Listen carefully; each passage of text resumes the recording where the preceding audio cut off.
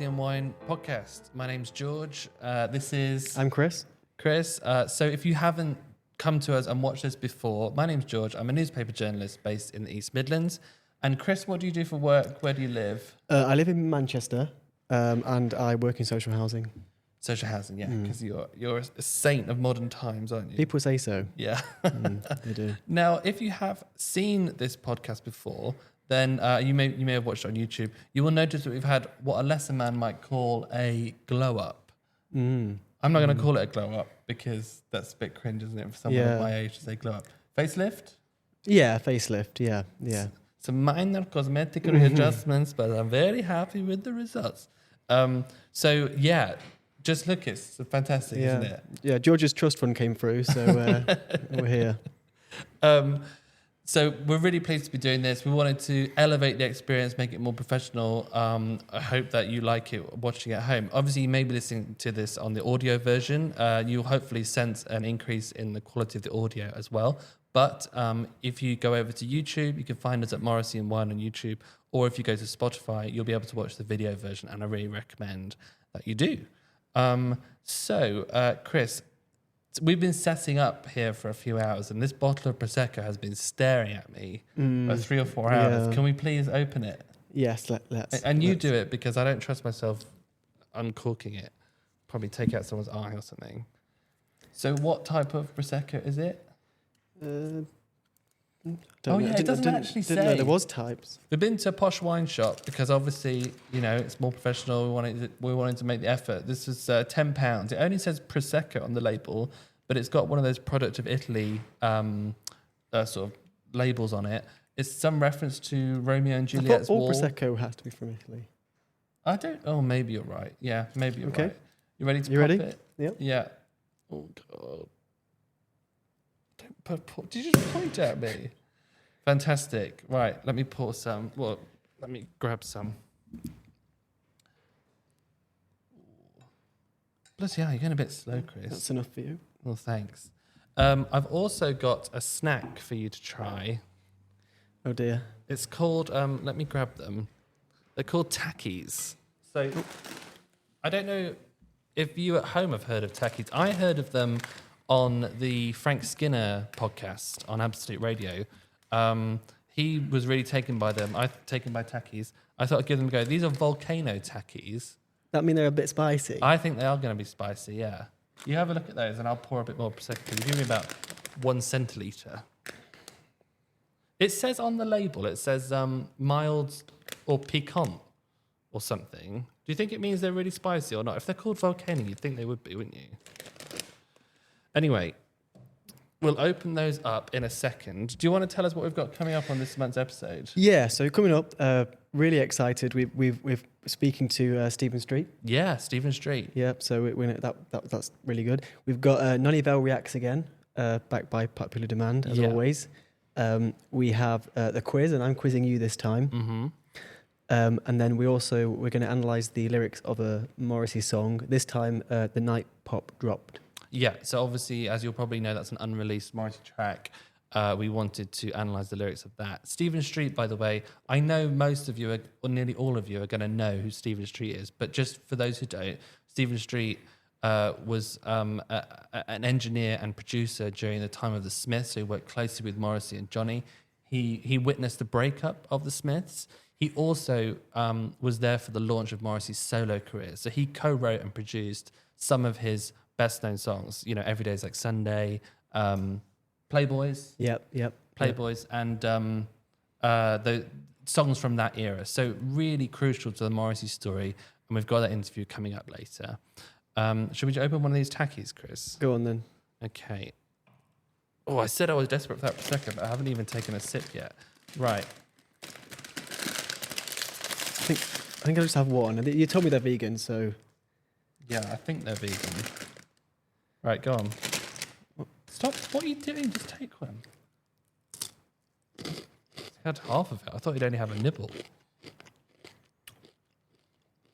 And they're not really hot? They're not super hot? No. Okay. Let me try one. They're called volcanoes, so I expected more. I was hoping you might have some sort of minor seizure.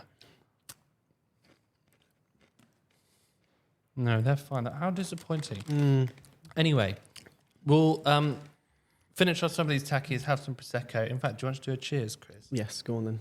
To launch the relaunched Morrissey and Wine podcast. Cheers. Cheers. Let's go into the quiz, and this time Chris is quizzing me. Cheers.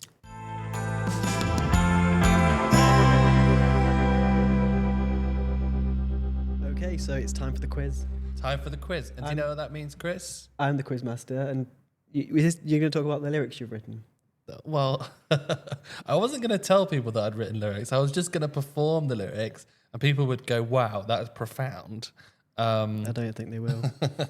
But what I was going to say was it means quiz theme music time. So should I play it? Press the button. Okay. Yeah. Oh, it's so cool. We've got an actual mixing desk that lights up. It's like a TARDIS. Okay.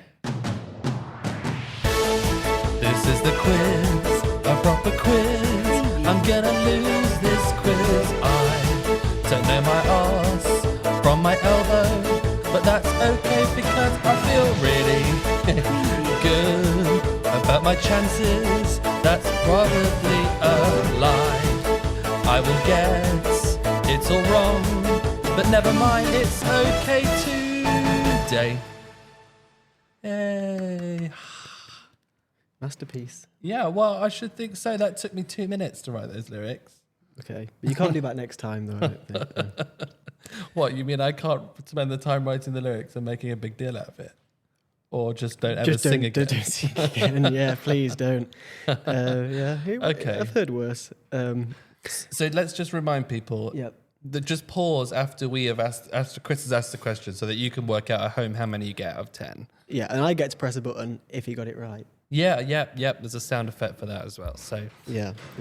okay, I'm quite nervous. Let me just grab my Prosecco, Dutch courage. Okay. So the quiz, I asked for some help because we've done how many episodes now? 11. This is the 11th. This is the 11th episode. Legs 11. So we had, I had some help from the community, the WhatsApp community, which you can talk about after the quiz. Yeah. Someone called George Bray, he's helped us, given us a few of these questions, and some of them are mine as well. So yeah. Is George the chap who was at the Salford Lads Club this morning to get the new... in the cold and rain? I think there was a few of them. Yeah. Yeah. Did you queue up for like 5 hours? 2 hours? Yeah, 2 hours. I think if it's George I'm thinking of, I think he did queue up for 2 hours to get the new Morrissey t-shirt from Salford Lads. Anyway, quiz time? On the t-shirts, Yeah. they apparently you can only buy, because I've had to come here to do this, apparently you can only buy one each. So I've asked one of my friends to go in disguise again so they can get me one. Anyway, question one. Yes. Are you ready? Yes, I am. Question Clive one. Myrie. Where did Morrissey play the first night of his first solo tour in 1991? Solo tour. So it was the first night of a tour. Yeah. It wasn't his first solo gig. No. Because his first solo gig was Wolverhampton Civic Hall. No. In 1991, that tour.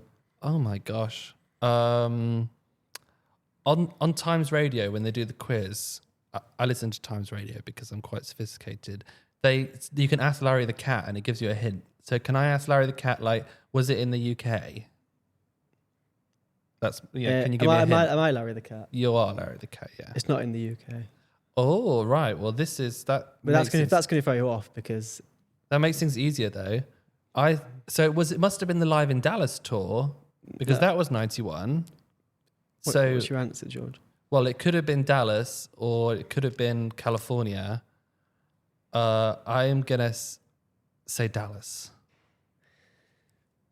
No, sorry, it wasn't. I knew it would throw you off by asking about the UK because it was in Dublin.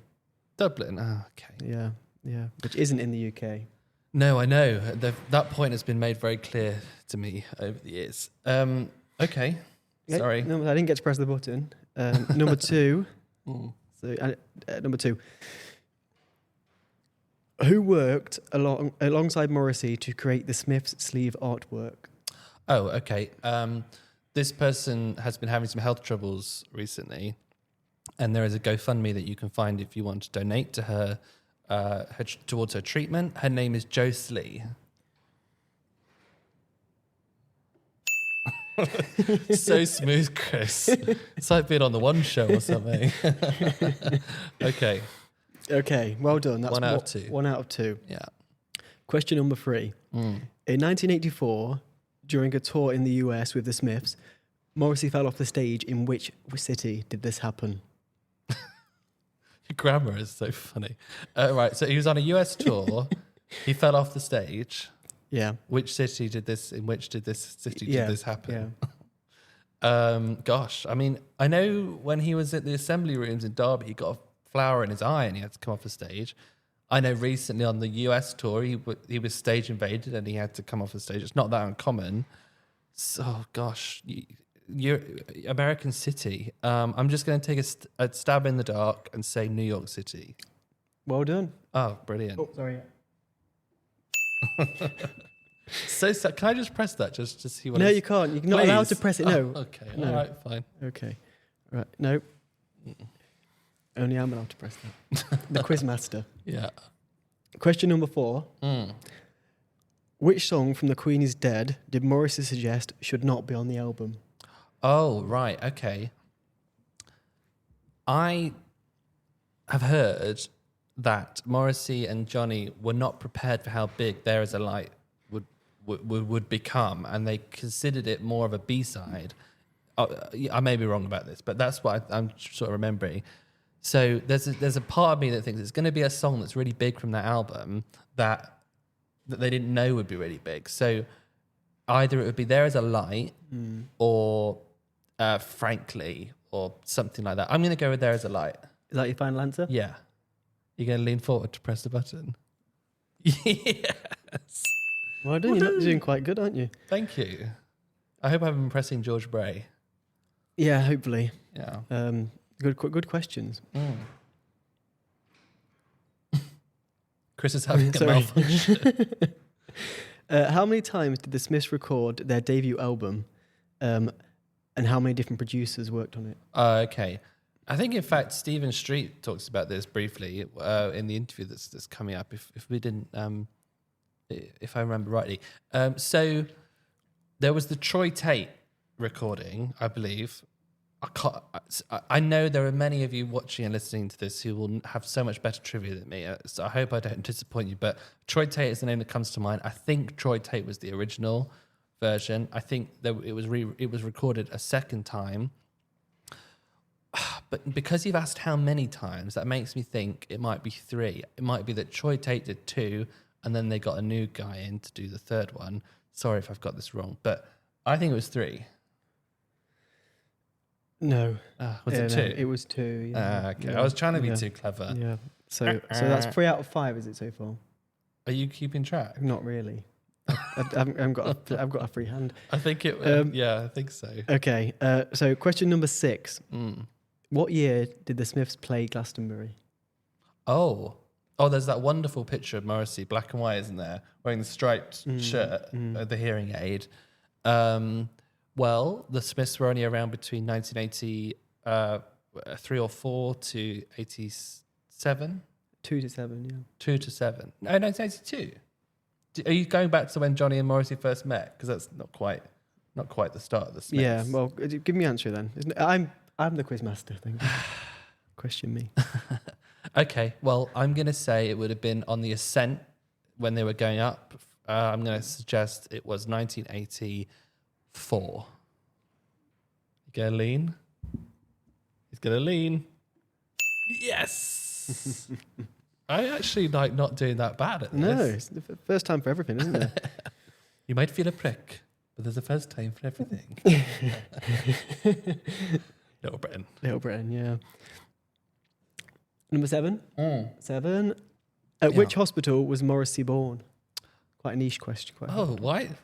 And a word came into my head immediately. And why the hell do I know this if I've got it right? The Davy Hume Hospital. Have you been looking? No, I'm joking. Oh, is it not? Well, it's not. Well, it's not technically that one. Manchester Royal Infirmary. No, okay. But Davy Hume. I'll give you the point for that one because I want to press the button. Okay. So what was it then? It was Park Hospital in Davy Hume. In Davy Hume, yeah. I don't know why the hell I know that. It's not like an interesting fact, really, is it? No. Did Morrissey House in King's Road, was that in Davy Hume? No, that's in Trafford, technically. Or Stretford? Sorry, that's Stretford's in Trafford. Oh, right. Yeah. Gosh, the municipality of Manchester. It's a long road, that is, because I had to take some stuff to the tip on yesterday. I was helping a friend move house, all the way down King's Road. Takes ages to get there. It's like miles of road. No wonder, when I was driving down, no wonder Morrissey says that his like childhood was streets upon streets. Because it is just like that. Yeah. Question number 8. Mm-hmm. You're really doing really well this time, actually. Yeah, thank you. Did the Smiths, Morrissey turn down Band-Aid, or were they just not invited? Oh, well, I think Morrissey made a stink about it at the time, saying he didn't want to do it. But would Bob Geldof had asked Morrissey and the Smiths, I feel like wasn't really the vibe. So I'm really sorry for saying vibe just then, by the way. But I think they weren't asked. Well done. Yeah, they weren't asked. But then Morrissey later called it diabolical, one of the most self-righteous platforms ever in pop music history. Is that Morrissey Central, or are you talking about Morrissey? Talking about Morrissey, okay. He said that later on, and and I think most people probably agree with him now. To be fair, even though they're doing a comeback, aren't they? It's interesting that Morrissey's on the right side of woke. Yeah, but he was woke before woke was a thing. Then now he's got full circle. But anyway, yeah. But I think he was, because he probably saw that singing about somewhere that nothing ever grows, rivers flow, is not quite Africa. Yeah. So question number 9. What year did Heaven Knows I'm Miserable come out?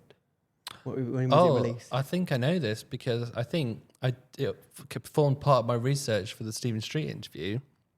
Stephen Street was, I think, assistant engineer, or rather just engineer on Heaven Knows. I think it was 1984.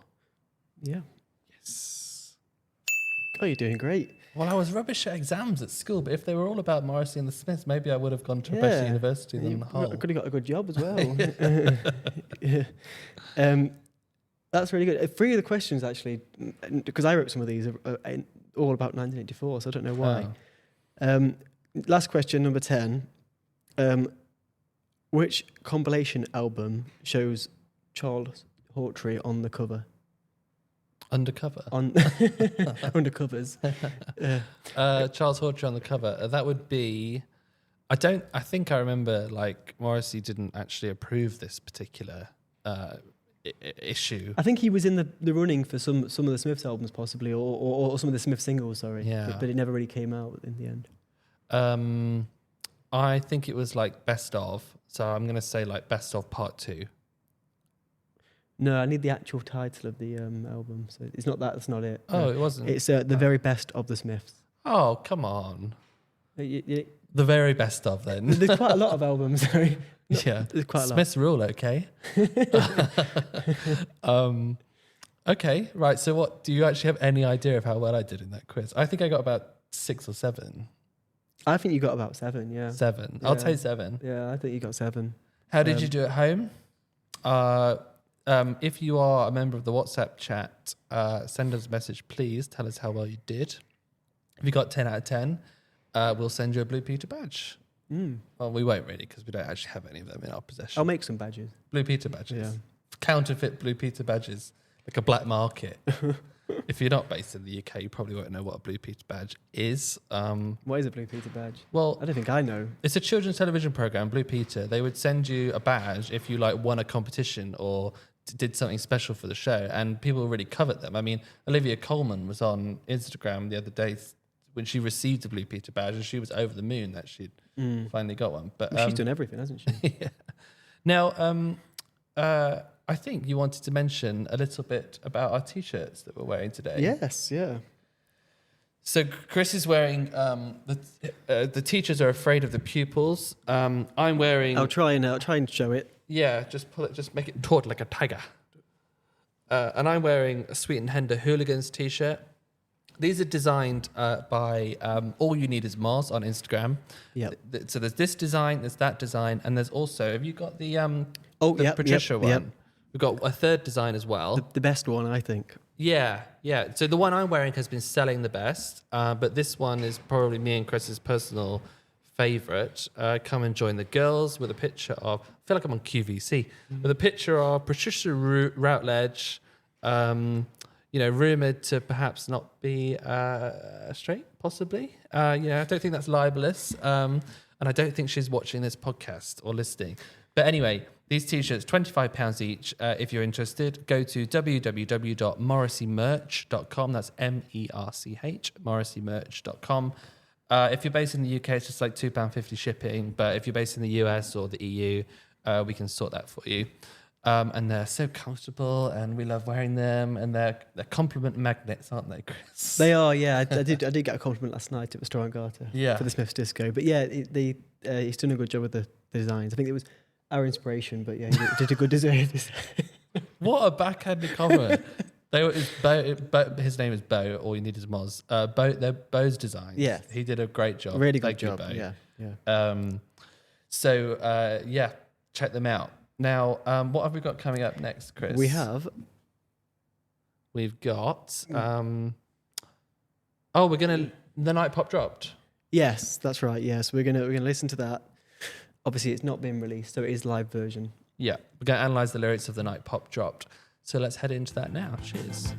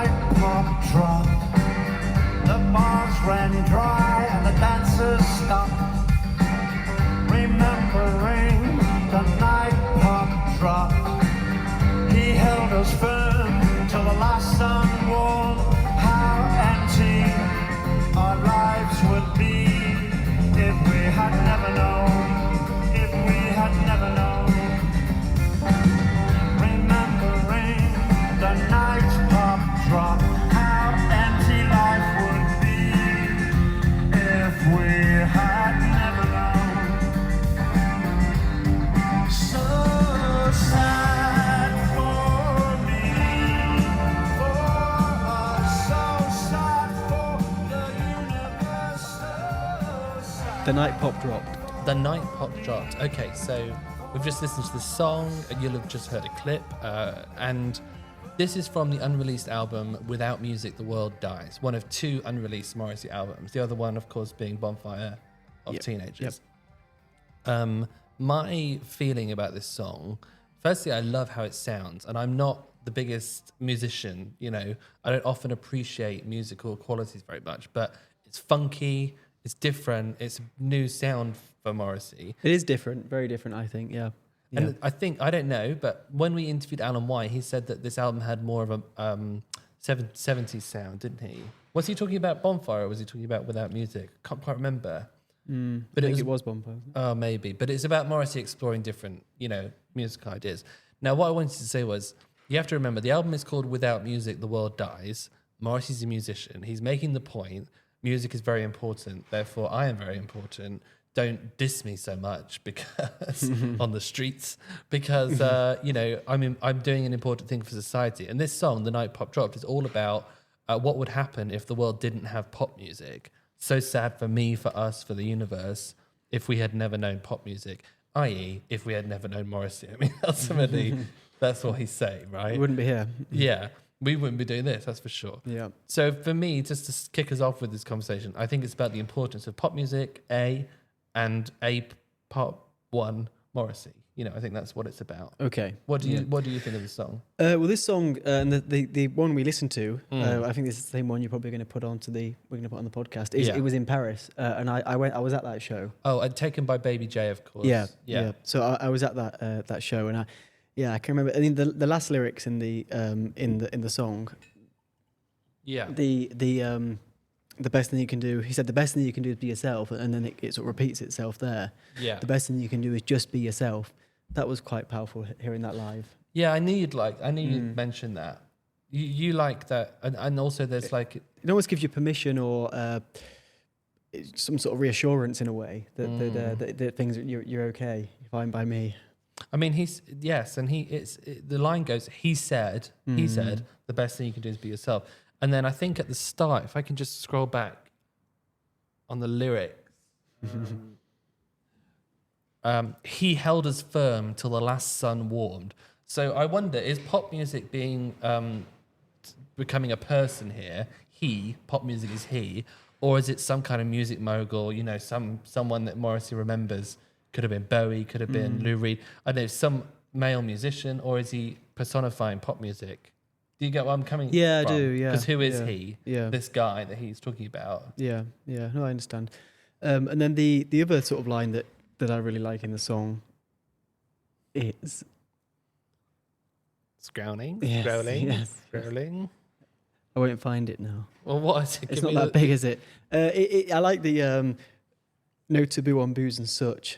No taboos on very much. It sounds really nice when Morrissey sings that live when I've seen the shows and what we've just heard. So yeah, that sounds great. What do you think the very much is? Well, very much. I mean, he's saying basically everything was up for grabs. Yeah, literally. Yeah.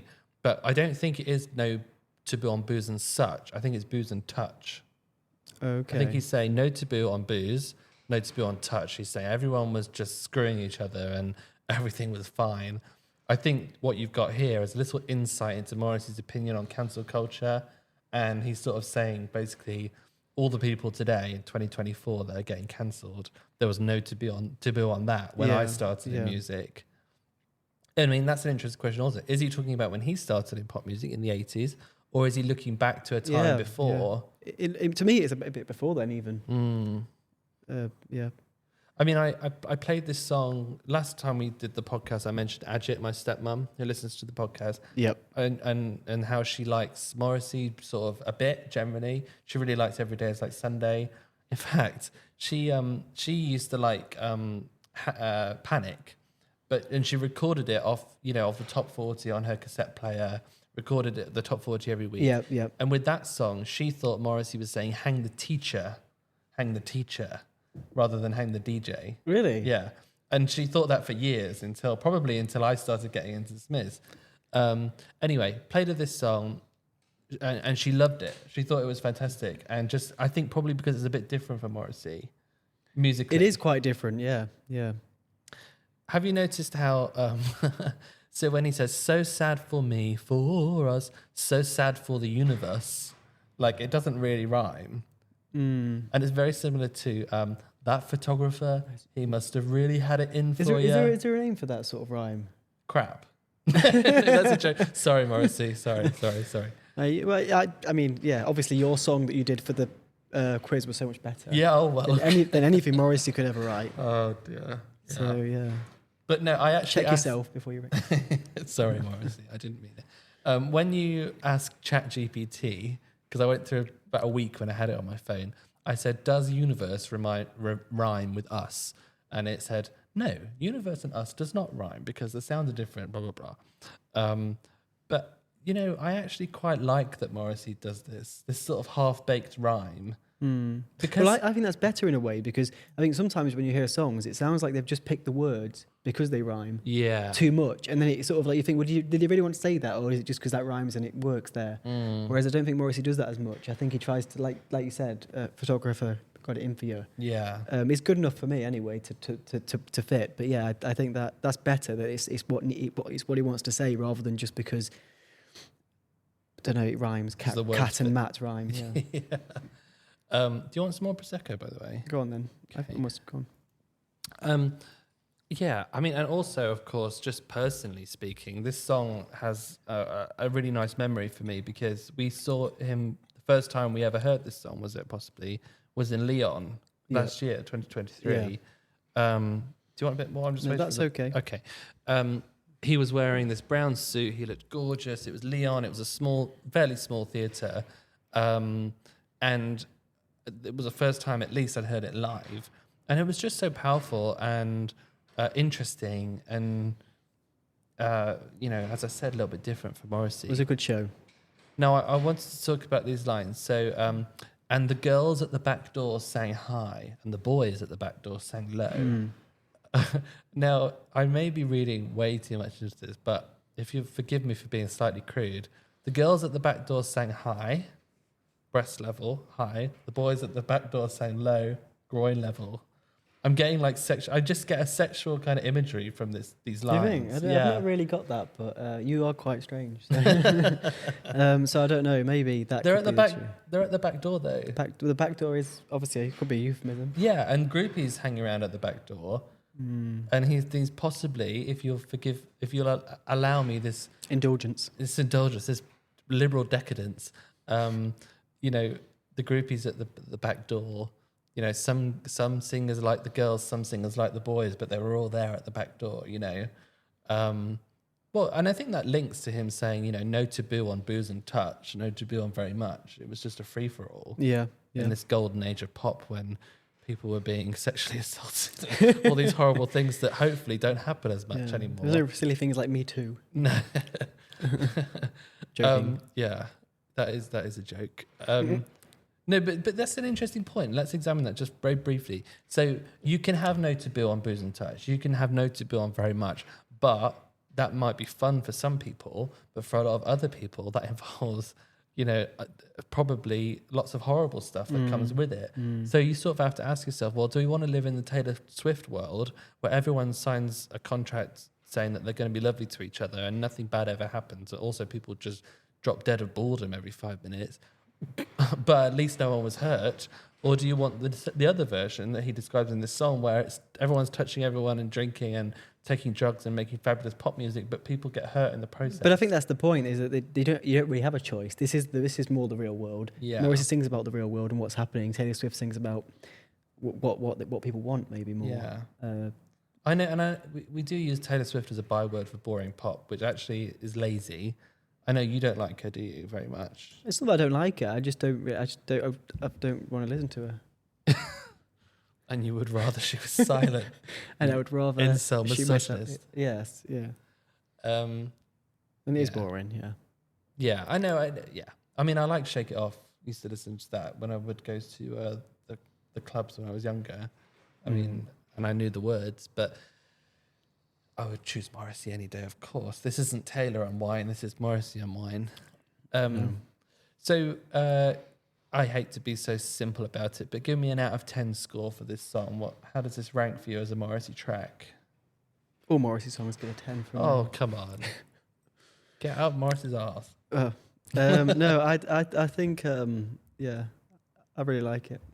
So you're thinking like a 9 or 10? I think I really like it. It's not to me. There's other songs in that album that I probably prefer in some ways, but I think some of the lines in it are really, really strong. I also like the sound. I like the fact that it's quite different to most of the other songs. Yeah, and it's going to sound fabulous when we hear the studio version. Don't you think? Yeah, because it's just so colourful and sparkly. You know.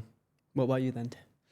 I actually do really quite like this song, and I think he's saying something different, which I really appreciate from Morrissey. And it's slightly autobiographical, which is always my favourite kind of Morrissey song. So I'm going to give it 8.5. 8.5. Yeah. For comparison, Suede Head is a 10, and The Girl from Tel Aviv Who Wouldn't Kneel is a 1. I know that's going to be controversial. No, I like that one. Yeah. I know a lot of people do, but... Yeah. But we all know George has no understanding of music, really, in his own song that he wrote. Have I told that story on the podcast about that BBC test that I did? The test of musical perception. Oh, okay. Have I mentioned this? I think so. You didn't do very well, did you? 1%. My musical perception is Bottom worse 1%. than 99% of the UK population. And that's Crazy. why I love Morrissey so much. No, I just love lyrics. So you're perfectly qualified to do such a podcast. Yeah. Really, that's great, isn't it? Sorry. Chris, can you just bring up the plan? Yeah. Because we just need to work out what we're going on to next. And also, this might be a great opportunity to just remind you of a couple of things. So, social media. We are on so many platforms now. Instagram, Twitter, Blue Sky, Threads. Blue Sky? Blue Sky. Chris doesn't understand any other social media apart from Instagram. Yeah, we're on Threads and Blue Sky and something else. Oh, WhatsApp, of course. So just search for us on any of these platforms. WhatsApp, of course, you can't really search. So find us on Instagram or Twitter or anything like that. Click the link in our bio and you'll find the WhatsApp link. So you'll get breaking news notifications when Morrissey announces a new gig or posts on his website, that sort of thing. Obituaries, yeah, which of course there are many. I'm not posting everything that Morrissey puts on his website because there has been a lot of fan music videos that he's posted recently, which I'm not sure the sheer quantity that he's putting out. I don't think our followers want notifications of all of that. I may be wrong. Let us know if you do. I'm editorializing a little. Anyway, WhatsApp and all those social media platforms. Also, we've got the interview with Stephen Street coming out later. That is a 20-minute version of the interview, but the full 45-minute interview is available to our Patreon subscribers. Now, this is a paid-for service where you get kind of benefits from us for subscribing. It's £4.50 a month for people in the UK and $5 for people in the US. Depending on where you are, the currency will convert. So you get Chris and George off mic, a bonus 30-minute episode every month where we discuss various topics off mic, a bit more honest, a bit more opinionated, what we really think about stuff. As I said, you'll get the full unedited interviews with our guests, this month Stephen Street, and it was really hard to chop it down to 20 minutes because he said a lot of interesting stuff, didn't he? Apparently George has cut out all of my questions that I asked. So anyone who doesn't subscribe to this thing, this Patreon, then I think they're going to just think I sat there nodding and smiling at Stephen. That I did ask questions. Yeah, so. It was a mistake. I honestly didn't mean to cut Chris out. And I think you did. Not even sure I did, but yeah, the 20-minute version may not have a lot of Chris talking in it. Now, if you join the Patreon, you'll get Chris and George off mic, full unedited interviews. You'll be able to join the exclusive WhatsApp chat with about 100 diehard fans, including me and Chris. We're often in there chatting away.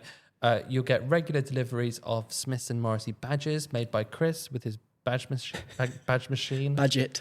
I think that's what it's called, a badget. Badget. Like Adget, my stepmom, but she makes badges. Or batshit. I don't know. Yeah. And finally, your fifth and final benefit if you join the Patreon is you can choose Nanny Val's next song. So Nanny Val is going to be going to let us know what she's chosen this week. That's based on suggestions from Patreon subscribers. So just Google Morrissey and Wine Patreon. That's Patreon. Or I think it's just patreon.com/Morrissey and Wine. So next we are going to go into what, Chris?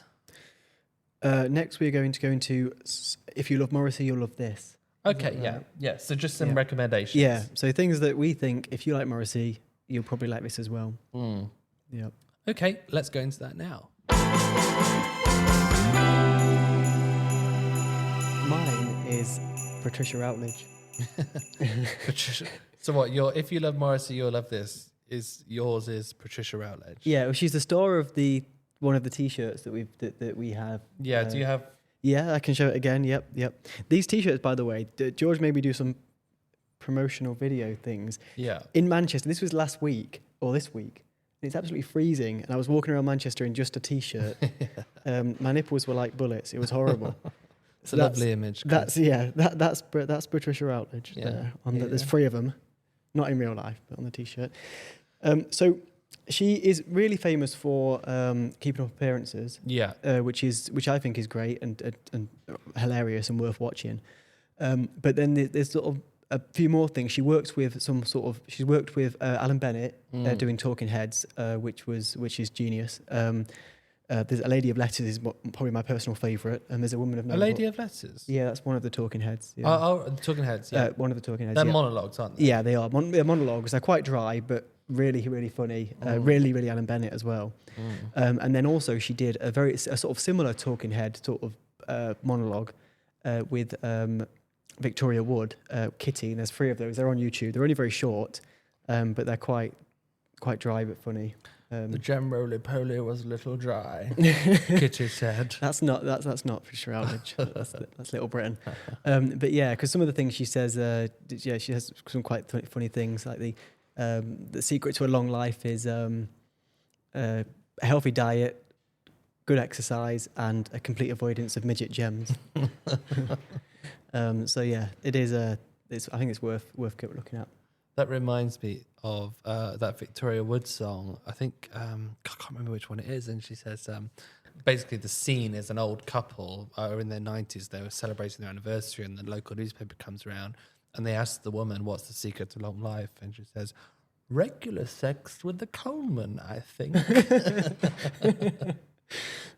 So if you love Morrissey, you'll love Patricia Routledge. That's what you're saying. I think so. Yeah, and I've actually met her. Yes. Yeah. Didn't you tell me that thing? She had some, her shirt was not. Oh, bless her. I mean, back, this was 5 years ago, and she looked about 1 million then, and she's still alive. She's great, but yeah, she sort of, we were waiting outside. It was in the middle of nowhere. It was sort of near Norfolk somewhere. And I went with my friend James, and we were the only people in the audience under the age of about 60, and we sat there watching. It was really good. Because I think she still tours occasionally. Yeah. And then at the end, we sort of hung around afterwards. The only people there, all the cars had gone in the car park. And then she sort of, with the door opened, but she just came out on her own and no one with her. And then we sort of walked up to her. We tried to go too slowly, not to startle her. And yeah, she had sort of some food down her. But she looked great. And yeah, gave me a good childhood. Yeah, me too. I mean, I remember being off sick from school, and Keeping Up Appearances would come on at about 11 o'clock in the morning or 2 in the afternoon on BBC Two or something. It reminds me of pretending to be ill so I wouldn't have to go to school. So I have my recommendation. Yeah, go on then. So this is a sitcom called Early Doors. We previously have recommended The Royal Family. This is written by one of the same people as The Royal Family, Craig Cash. And it is actually quite similar in structure to The Royal Family, because with The Royal Family, every episode is in the living room or sometimes the kitchen or a bedroom, but mainly the living room. With Early Doors, it's all in this one pub called The Grapes in Manchester. And even when in one episode they go for a day trip, which they've been talking about for weeks and weeks, you don't see them go on the day trip. You just see them leave and come back, you know. But the very first episode, if you go on the iPlayer, if you're based in the UK, or if you find it on YouTube, very first episode, within the first minute, someone puts this charming man on the jukebox. That's Craig Cash's character, and that even the landlord, who's the straightest kind of most normal guy in Manchester, is singing along to the lyrics. You know, making the point that the Smiths are very important to Manchester. Now, if you want to see a clip, like get a taster of Early Doors, I've got the Instagram account, Early Doors Clips. You've sent me a few of these, haven't you, I think? Yeah. Is there one where they talk about organic veg or something? Is that? I'm not sure. You sent me one that's quite funny. There's just loads of clips. Yeah, loads of clips. Is that your new phone, George? Barbie pink. Yeah. So I think if you love Morrissey, you will love Early Doors, because it's dark, very, very faintly dark. It's dry. It's real people, salt of the earth, proper British grittiness in a comedy, and very similar to Royal Family. So if you like that, you'll like this as well. There's a Venn diagram, isn't there? Royal Family, Early Doors, and Morrissey, and I'm right in the middle of that Venn diagram. So that concludes our recommendations. I hope you check those out. Next, what are we doing? So next we are going on to Nanny Val Reacts. Nanny Val is going to join us in the studio. What song have the song been? She hasn't told us yet. We sent her the Patreon suggestions. She's been checking them all out. When she arrives shortly, she'll tell us what she's chosen. If you want to be someone who suggests a song next time, please join our Patreon. So yeah, in-person appearance from the VIP that is Nanny Val. In the flesh. VIP. So let's go into that. Let's.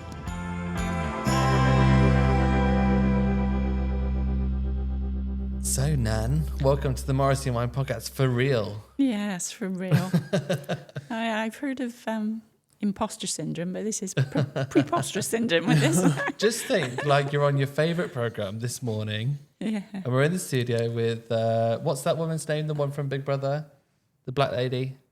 Alison Hammond. Alison Hammond. I'm Alison Hammond. He's Dermot O'Leary. It's just your favourite show. Everything's fine. Of course. Now, well, thank you for coming in person. I know it's not easy. What song have you chosen this month? I have chosen. Hold it. Yep. I've chosen. I thought you was dead. So I Thought You Were Dead is from, I think, 2019. Excuse me, it's not "We're Dead," it's "Was Dead." One of his grammatical errors that he pops in every now and again. Well, no, yeah, but the title is "I Thought You Were Dead," but what he Really? says in the song is "I Thought You Was Dead." Oh, all right. Yeah. Most of the lyrics I've seen Yeah, have yeah. shown it all the way through. Well, shall we start with that then? Morrissey often like says things grammatically wrong on purpose. Although he's very literate. Yeah, he knows yeah. exactly the right way Yeah. to say it. What did you make of that? Like that sort of style? I find this almost a norm now for him. I'm used to all these little idiosyncrasies. Yeah. But do you think like if you hear, I know that you know the right way to say things and whatever. When you hear Morrissey say, I thought you was dead. Do you think, oh, Morrissey must be a bit thick because he said was? Oh, no, absolutely not. Oh, you see, if he's thick, we're all in trouble. Okay, so generally speaking then, what did you think of the song? I liked it. It's very lively. Sort of gypsy music with violins and all this sort of thing.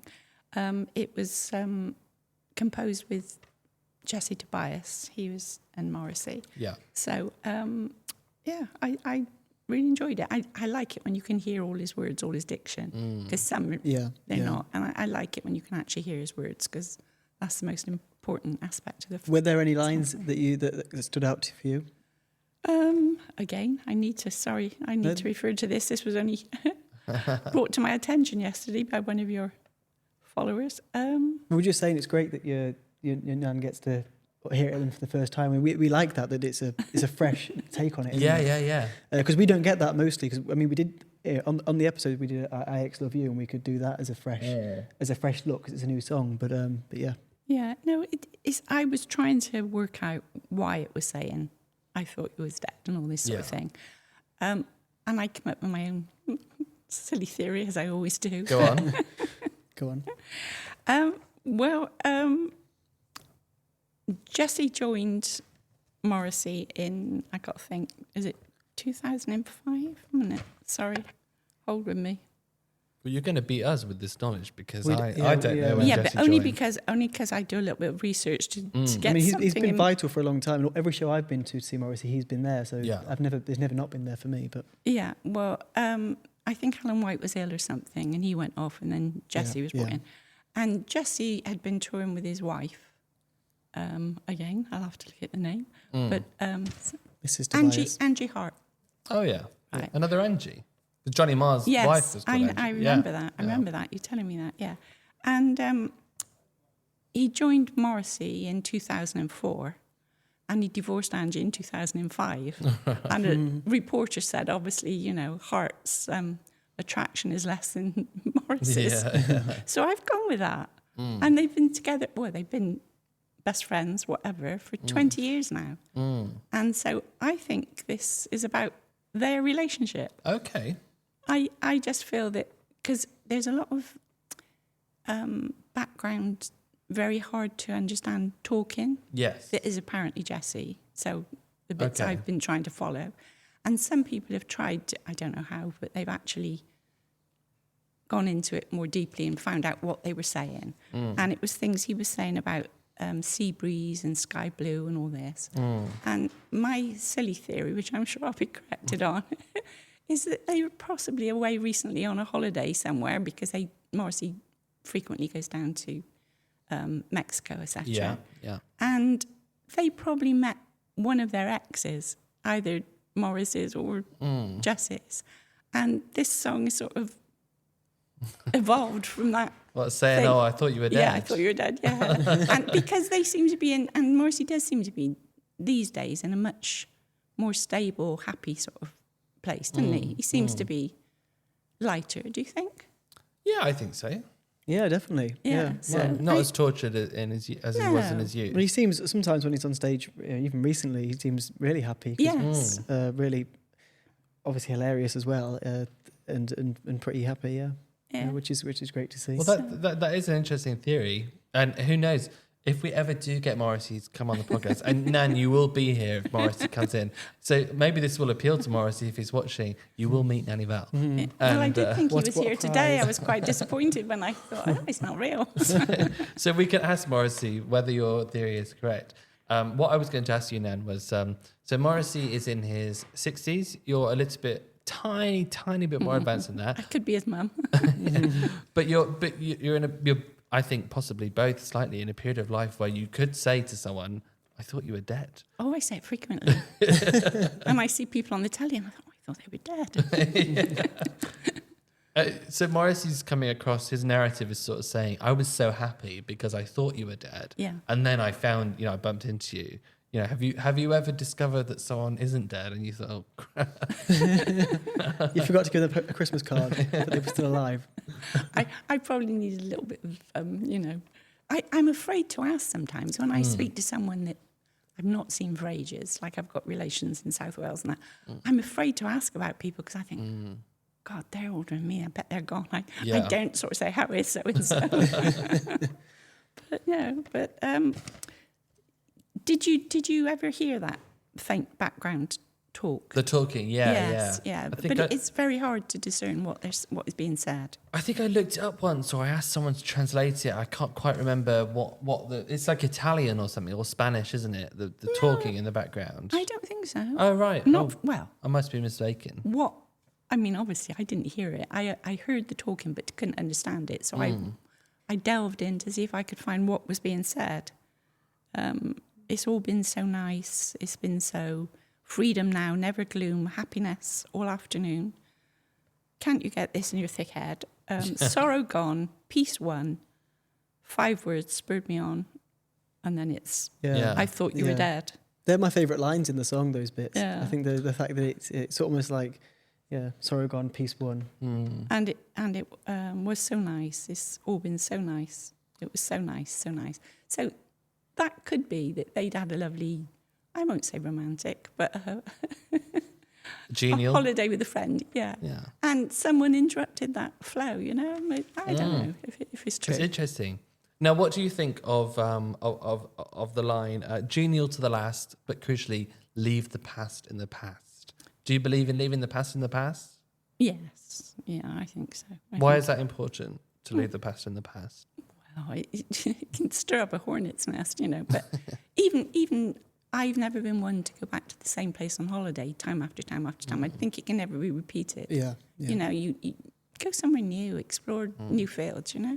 So for me, that's not my way. It's to stir things up from the past. Nothing in life worth doing involves repetition, apart from listening to the Moz and Marr podcast. But, whose quote was that, Chris? That's mine. Oh, I see. I can think of something that involves repetition, which is worth doing, but I'm not going to. Okay. My grandma is here. Yeah, that as well. Yeah. But to be honest, eating dime cakes. Yeah, eating dime cakes from Sainsbury's. Now me and Chris have been to Barcelona many times. We've repeated and we've gone back there. Yes. In some ways, I disagree because I think if you like something and you know it's a safe bet, you can go back to it. But at the same time, I understand that you might get more enjoyment by trying something new.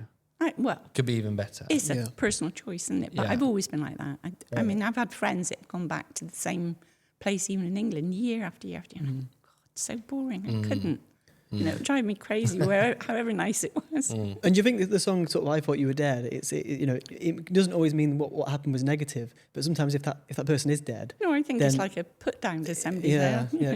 You've turned up. I thought you were dead. I hoped you were dead, because there is a line. I hoped you were dead. I hoped you were dead. And the only other thing I gleaned from all this was I wanted to know who that guy was on the Red Final release. Oh yes, and we asked in the WhatsApp chat, didn't we? Yes, yeah. And when you sent me the name, it was Donnelly something. Donnelly Rhodes. Yeah. He'd only recently died, so obviously again it was Morris's, acknowledgement of him, because he was a big character in he's a Canadian actor, but he was in a thing called Soap, and he was he was an escapee, they called him the hapless Dutch, his name was. Oh, right. And I watched another episode of that just to remind me. And I thought, oh, yeah, I can remember this. At the time, it was huge. It was a big, Oh, so even in the comedy. UK, even though he was a Canadian actor? No. It was an American right. TV program, right. like a serial.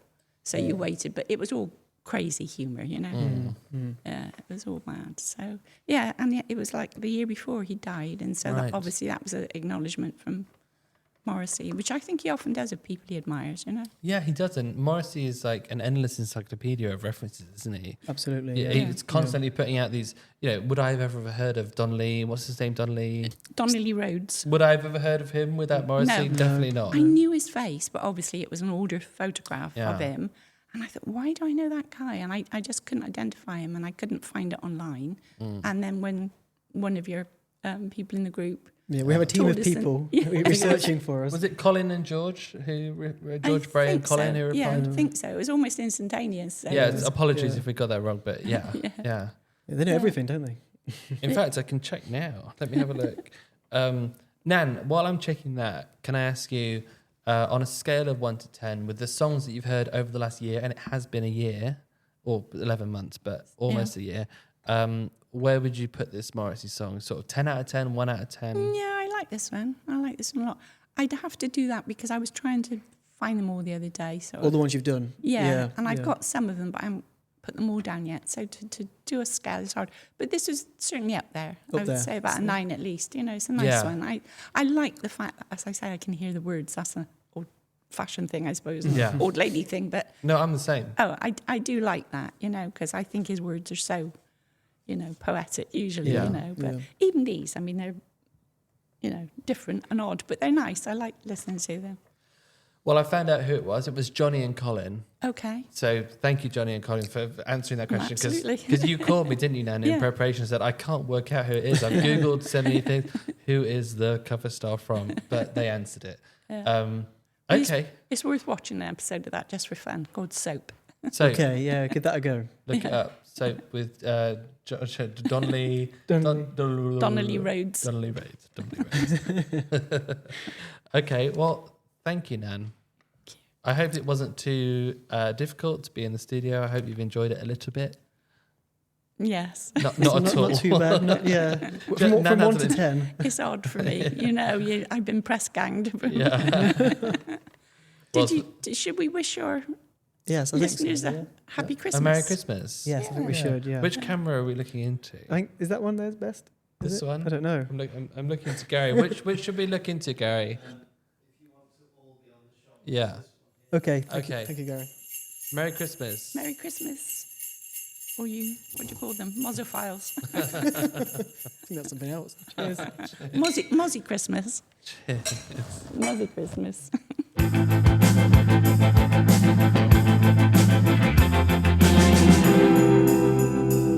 So now we have the interview with Stephen Street, the one that I was mostly cut out of.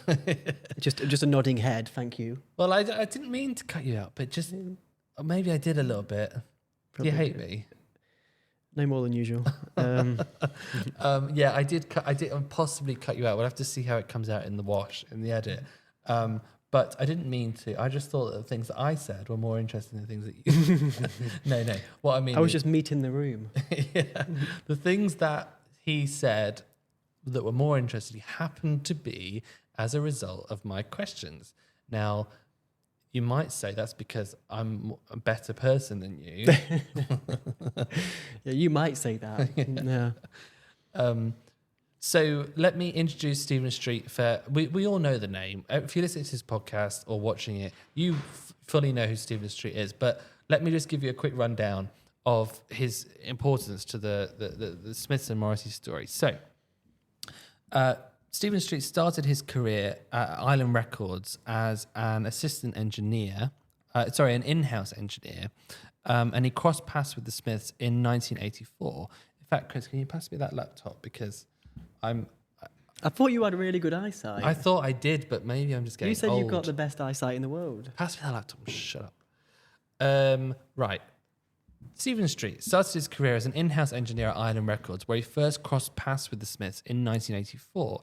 So he served as an engineer on Heaven Knows I'm Miserable Now in 1984, that same year. He worked up the ladder with the Smiths, and eventually that culminated in being co-producer on Strange Ways Here We Come in 1987.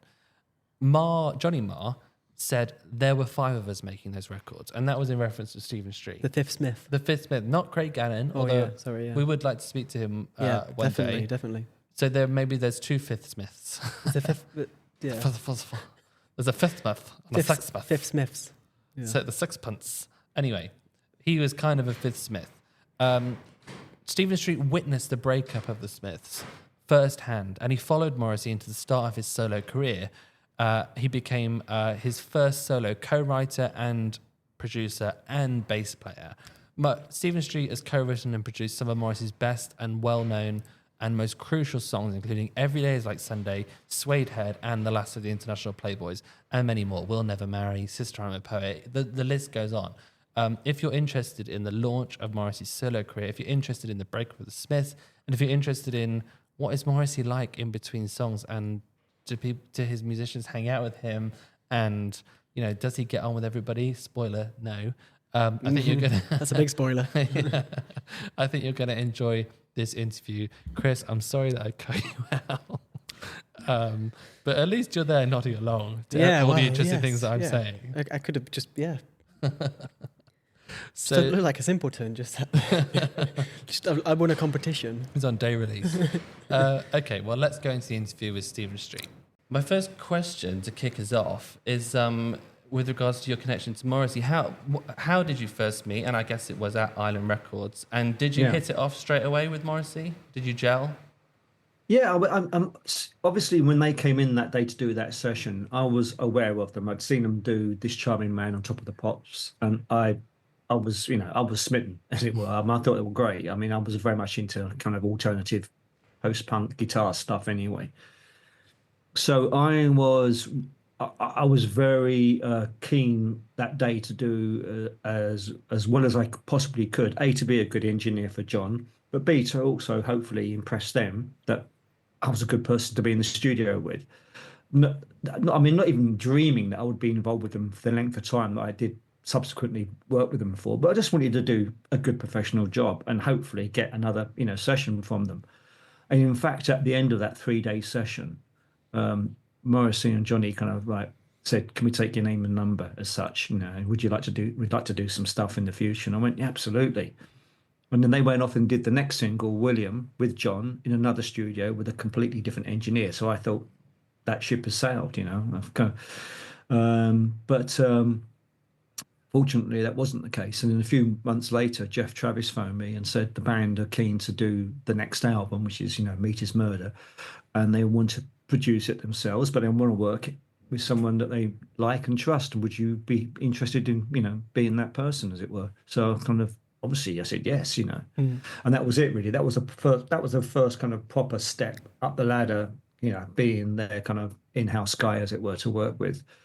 And then going through to, it was a nice gradual kind of, as I say, ascension of responsibility and production credit and so on and so forth.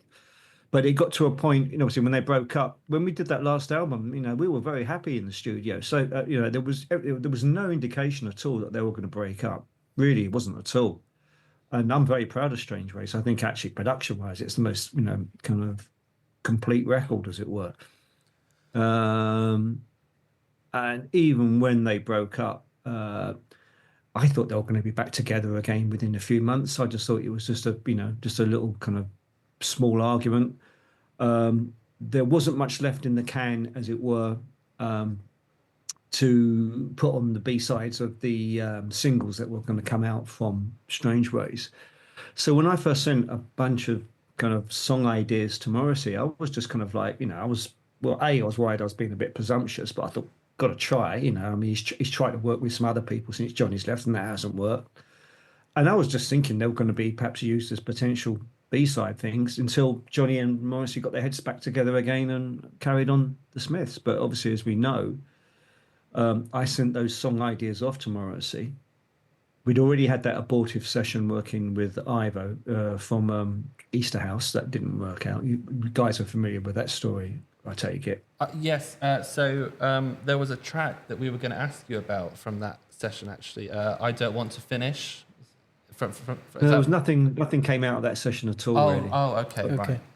No, nothing. I mean, we did it was a 2-day session, so Saturday and Sunday at a studio in North London. And the first day, it just obviously wasn't working. And the next morning, Andy phoned me and said, "Stephen, don't come in today. Morrissey's gone back to Manchester." So it was like, we didn't even do the second day. And that was when, as I said, I thought, okay, well, at the moment, it's kind of nothing's really happening, and they've tried to do something, it's not working. I had some song ideas that I was doing on a 4-track cassette, which is pretty much the same kind of way Johnny would be submitting ideas and stuff.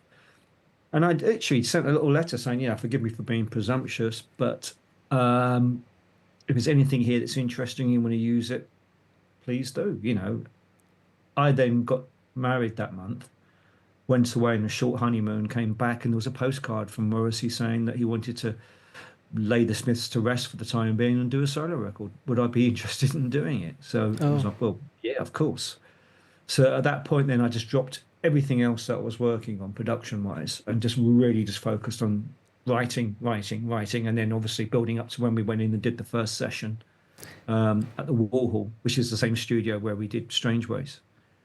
And in that first session, we did actually do Suede Head. So, it was, but we still had a lot of work to do. And then I think we did a 2-week session, took a break. I had to go off and write more material. And then we came back together again, I think, kind of late November, and then worked right up till Christmas. And that was it.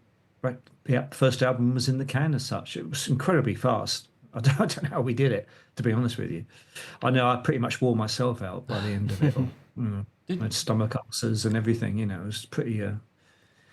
Because I was very aware this was a big step, Yeah. The Smiths were very revered, and I did not want to be public enemy number one if I messed it up. Did you sense a change in the way that Morrissey worked and presented himself from the Smiths to solo? Did he have more confidence perhaps or less confidence? Not really, because he felt quite comfortable. He was obviously nervous. I mean, we all were. And I would hate to say that I knew exactly what he was feeling. I'm sure he was feeling a lot of angst and a lot of... But because we were in a familiar place, we'd already been there before and made Strange Ways, which, and he liked the people that worked there. So it felt quite familiar to him. As long as there's those people, the studio and me, then there was a familiarity there that was, I think was useful. And then it was just the other two guys, Vinny and Andrew, that came in that I've kind of basically pulled in because I needed a drummer and I needed a better guitar player than myself to play, better parts, with more dexterity, as it were. So it was it, really. That was it. It was just the four of us, but instead of it being Mike, Andy, and Johnny, it's me and Vinny and Andrew. And but we literally, I worked up to the day before Christmas Eve that year, recorded everything, and then he went back to Manchester, I went back home here to London, and I had no communication from him again for a good couple of months. It wasn't until Suede Head was given out to the press and just got across the board fantastic reviews. It was like, really kind of positive reviews. And then I get the communication from him again, kind of basically, I think it was a phone call then. It was hard talking to him on the phone. Sometimes you have to rely on a postcard, or they did actually use email or faxes actually then. Was it fact? It was fact. There was no emails then. It was faxes. But I think it was a phone call saying, Stephen, do you think we should go back in the studio? Because I had been sending him stuff, even though I wasn't getting much communication back, I was still sending off cassettes of ideas. And that's when we went in and actually did a really good session. We did the B-sides for Every Day's Like Sunday. So that's Sister, I'm a Poet, We'll Never Marry, and Disappointed. Cracking. I mean, if those three tracks have been on the first album proper, the first album, Viva Hate, I'm very proud of, but I listened to it as a few things I knew could have been better. And if those three songs had been on there and taken off the weakest three songs, it would have been a cracking album, I think, especially when you consider how quickly we turned it around. So that first track, Suede Head, a lot of people have noted that you can sort of hear a transition away from the Smiths towards this new Morrissey solo. Was that a lot of your influence? Did you consciously think it has to sound a little bit like before, but it also has to sound... Of course. Yeah, I mean, I was very, very aware, that a lot of the Smiths songs, I mean, everyone goes on about Johnny and Morrissey, but for me, a lot of the Smiths songs, it's what the bass line's doing is really, really important. It's not just keeping time; it's a line in itself that's melodic and pushes it along. And that's very much how I wrote the bass line. And in fact, I wrote the bass line first in Every Day's Like Sunday rather than the chords. It was that doom, doom, doom. It was kind of very much like Echo and the Bunnymen type vibe, but the kind of being on the dancing horses kind of thing. It's the line is important. It's not just going dum dum dum. It's really an integral part of it. And I was very much thinking, what kind of thing would Andy play? So again, with Suede Head, I had the chords, but it wasn't until I really nailed the bass line on it and sent that off. So when Morrissey got it, he must have really thought this is familiar, the kind of sound that we're going for. And it was an obvious step to take, really. I'm not going to suddenly turn Morrissey into, a kind of, I don't know, a country and western person, or what I mean, or heavy metal. Although we did actually go a little bit heavy metal with Alsatian Cousin, but I was able to try some different things, and a lot of the songs were really kind of driven rather by the bass lines that I would come up with. And that's why they were quite integral to those songs when we recorded them, So yes, it was a gradual thing going from Suede Head. And obviously we did know that Suede Head, it was quite evident when we did that first session that Suede Head was potentially could be a single. But I always remember the A&R guy coming down from EMI. Because at this point, EMI had signed the Smiths, and suddenly they haven't got the Smiths anymore. They've got Morrissey as a solo artist. And they must have been kind of thinking, what the hell do we do now? But when the A&R guy came down with Gal Colson, who was managing Morrissey at the time, and I could see by their faces when they heard that track, everything was like, this is going to be okay. This is going to be right. And it did prove to be the case, as you know. It went smacking into the top 5, didn't it, I think, on its release. So that was it, really. That was the initial. And then it was because Morrissey did know it was going to work. He was more in communication. I think he must have panicked for a while, perhaps after we finished the session. Perhaps he was going through a series of doubt. And that's why I guess he went quiet on me for a while. Does Morrissey have that technical musical language? Does he say, I want to do it in the key of F? Or no? Okay. It's a feel thing for him. Yeah. He'll kind of there and he'll say, no, it's too high, it's too low. And but what he does come up with is fantastic, and as we all know. But no, he won't say, look, can you play a minor there rather than a major? And can I have the key taken down? No, he's not interested in that. He just wants to get the framework right, and he'll express himself. And then you just got to know how to read it and provide it, which I'm sure you would have got from all the other people like Alan and Boz and all the other people that have ever worked with him, And so, just to briefly sort of go back to the Smiths time, and I'm particularly interested in the breakup because you say, everything was fine. There was no sense that there was this impending doom. And I suppose you must have thought back on that and thought, well, were there signs? Do you really think it was just totally out of the blue for everyone? The only thing that I really saw, and this is something that historically is continued, is Morrissey falling out with management. Right. And what happened at the time when we were doing Strange Ways, they'd taken on some pretty heavy duty management. They had this guy called Ken Friedman, an American guy, who was at that time, pretty successful as a music manager. And I think Johnny was greatly relieved because Johnny, had too many times in the past had to deal with managers and firing them and then getting another manager. And this guy had come in and he was American, so Smiths wanted to kind of crack America a bit more, and I think they really wanted to kind of, for at once in their life, have a good professional management set up around them. But Morrissey, being Morrissey, he decided halfway through making that record that he didn't feel very comfortable with Ken Friedman. Very happy with everything going in the studio, but when it came to like where do we go next with this record, he started getting kind of, I don't like to use the word contrary, but that's kind of really, I guess, where it went rather. And I remember they had a video shoot planned for one of the singles from the album. I can't remember which one now. And Ken Freeman arranged it all, got the director in, everyone's there, in London ready for the shoot, and Morrissey just didn't turn up.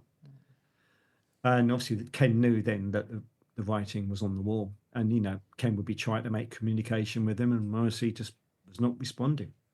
So I think that was the beginning of then Johnny kind of thinking, I've had enough of this, because I want to have a proper manager. I'm fed up, having to do it all myself because we keep firing people.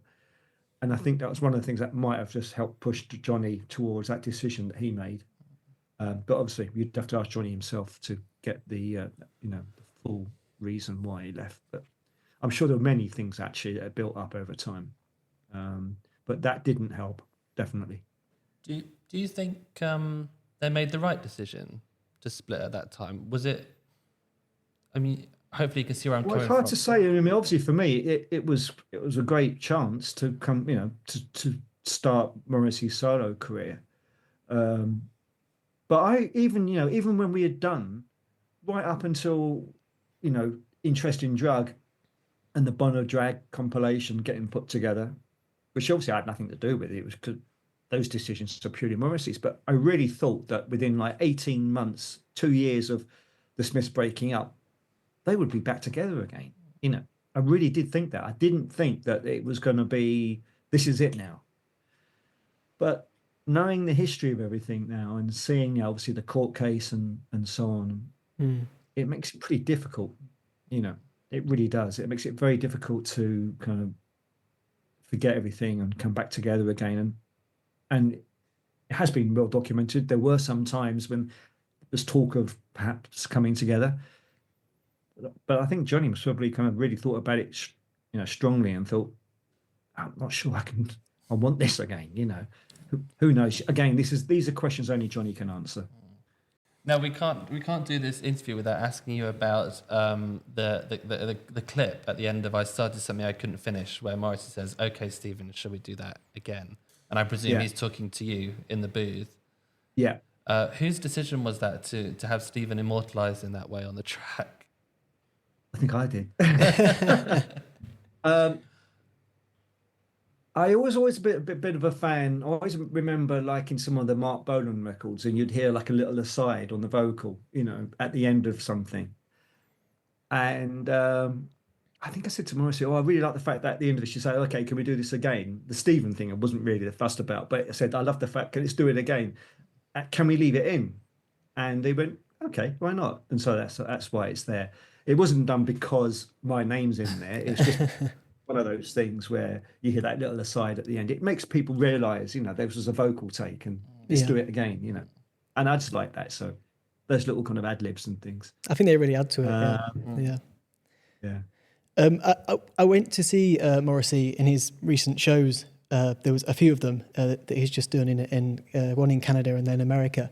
Right. This sort of leads on to my next question, because he mentions in the on stage in one of the bits between the songs, he said something like, in England, people who kill children are treated better by the press than me. And the sort of the question there is, what do you think of Morrissey's treatment in the media? Do you think it's unfair? Or I think sometimes he sets himself up for it. He knows. I mean, if you go back over the interviews, right back till when the Smiths were going, he loved a bit of contrariness, didn't he, Morrissey? I mean, he would always come up with a really good line that they could put out there, And I think he just loves playing the media. And I think at first they were very, around that time, back in the 80s, I think they were very, very excited. Someone who's got a lot to say. He's eloquent. Yeah. And it was entertainment. And so they would give him huge interviews and just sit back and let him go. It would be entertaining. Now the press has changed, and I think because some of the more political things that he's come out with, he's kind of put himself on a bit of a kind of tricky situation, I think.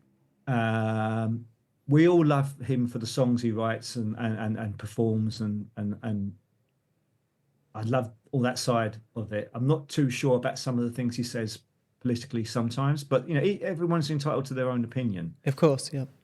But I have seen, people be burnt by work. I don't want to be too hard and too critical, but there is a side to him that can be a little bit dismissive and not particularly nice. And I think sometimes that pops out in an interview sometimes, and people jump on it because you can these days. And it's not just the press that comes out once a week on with the NME or Sounds, or it's like straight away out there on social media, and it's ping ponged around the world. And so it's a tricky scenario now to manage, I think.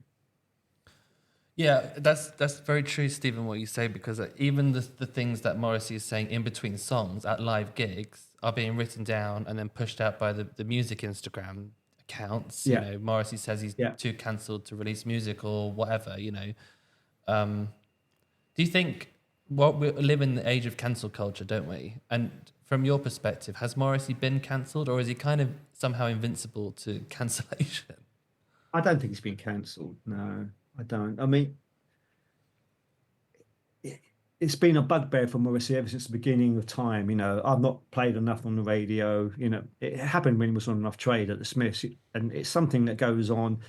It's just that sad fact that we had that wonderful time in the 80s and going and around Britpop times as well in the 90s, where guitar music was getting played on radio. It's not anymore.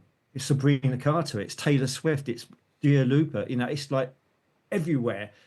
This just isn't that outlet anymore, and it hurts him because he, like me, is a great fan of Top of the Pops and Radio 1 and being on the playlist, and that's what we love. That's what we grew up on. You didn't make music just for it not to be heard. You wanted it to be on the most popular radio stations, and now, you're lucky if you get on the Spotify alternative list. It's really not that gratifying anymore. And it's not just Morrissey; it's all the other things I work on as well. The alternative guitar-based music isn't really getting a lot of exposure, and he likes to moan about it, and then and rightly so. But because he's a public figure and he's a famous person, he gets heard more than I do when I moan about it. Well, I guess we'll leave it there. Have you asked everything you wanted to ask? Yeah, that's been great. Really good. Thank you so much, Stephen. I hope I didn't ramble too much, and as I say, if there's any subsequent questions you want to fire at me, over the internet or anything, please feel free. Thank you. Right? Yeah, thank you for your time. Very much. Bye bye. Bye then, guys. Nice to meet you. Take care. So that was Stephen Street. That was great. The one I know I wasn't really in it, but but I did ask some questions. So you have to get on the Patreon thing to listen to that bit. But yeah, I think it was really interesting that he said that he doesn't think Morrissey's been cancelled, which I think we agree. I don't think Morrissey can be cancelled. But it was interesting around the fact that he can have a good crack at it. I think he has. Yeah, I think he has. I think he could push it. He pushes this look a bit, which is good. So yeah, I think it was interesting around the. I was going to say, you've ruined my train of thought. No, I was going to say that. What was I going to say? Well, you were saying it's interesting that he hasn't been cancelled. The music press has changed. Sorry. So it was interesting because he was talking about the fact that maybe they encouraged it, back then, but now they're all after blood a little bit more, and I think they want to cancel him, even though, in Stephen's opinion, in my opinion, they can't. So that was really interesting to me. Also that he keeps the postcards that Morrissey sent, which was quite good. Excuse me, sorry. So yeah, what did you think of it? Well, I think it's really interesting what you picked up on there about the cancellation, because I know obviously I'm a journalist, but I only work for a local newspaper company. I'm not working at a national paper or something. But I have heard many people say, and I think it rings true, that journalists want blood. I just said that, didn't I? Yeah, I know, that's what you say. They love it when they can hound out a government minister or a secretary of state or something. Like recently in the UK, the Times found out that a government minister had been convicted for fraud in the past. Very low level fraud, but fraud nonetheless. She was out within 24 hours. Yeah, I didn't get that. Why would that? Can't you not redeem yourself? Am I unredeemable? I don't understand that. Why she went? Is that maybe there's more behind it? But that didn't make sense. Yeah. So you're right. That's what happens, isn't it? That someone does something, they get punished for it, but then forever they can't move on from that, which I think is a bit cruel. You're right. There's no place for redemption, and there's no place for nuance and slow, reflective news. So that's what I'm trying to say. It's very interesting you picked up on that, on what Stephen said. The press has changed. For what they once praised Morrissey for, they now vilify him for. Now, that's not to say that I agree with every political and ethical opinion that Morrissey has, and I'm sure you don't agree with everything either. Maybe a bit more than me, but not all of it. So yeah, and just once again, thank you, Stephen, for doing this interview, because Stephen Street is a big deal, and there is no reason in the world why he had to do this podcast, but he said yes, and we're very grateful for that. And he was very easy to talk to. Yeah. It was really fun to talk to. He made us feel comfortable. Yeah. So we'll just mention once more these T-shirts that me and Chris are wearing. Chris is wearing the T-shirts are afraid of the pupils. Can I see it? Yeah, that's Laurence Olivier, by the way, the famous actor. It's got Morrissey at the bottom. Yeah, well, the word Morrissey. The word Morrissey, yes. Yeah. I'm wearing Sweet and Tender Hooligans T-shirt featuring Cornelius Carr, the boxer, and Morrissey in the 90s. There is also the Patricia Routledge Come and Join the Girls T-shirt, which is my personal favourite. Me too. This has been the biggest seller, followed by, I think, Patricia and then this one. But they're all selling fast, £25 each. Fairly reasonable postage cost to the US and the EU. In the UK, it's just £2.50. And a final reminder, if you want to listen to the full unedited interview, unedited, It's a tongue twister. enunciate, the full unedited interview with Stephen Street, you can do that by subscribing to our Patreon, which is just £4.50 a month or $5 in the US. You'll also get what we're about to record, which is Chris and George off mic, 30 minutes of unfiltered opinions, but it's not as bad as that sounds. It's not just two drunk old men.